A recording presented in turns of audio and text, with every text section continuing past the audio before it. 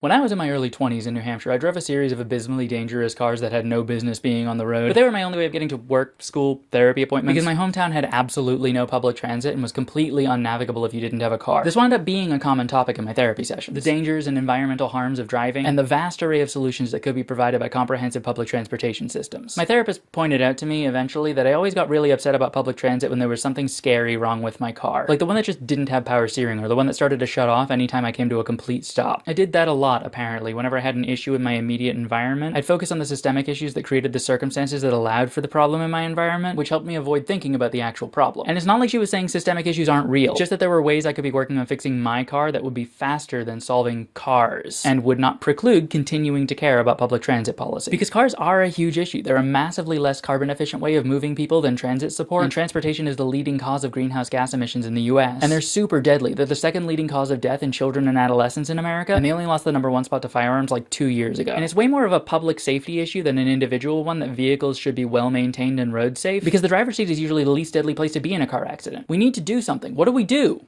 I don't know.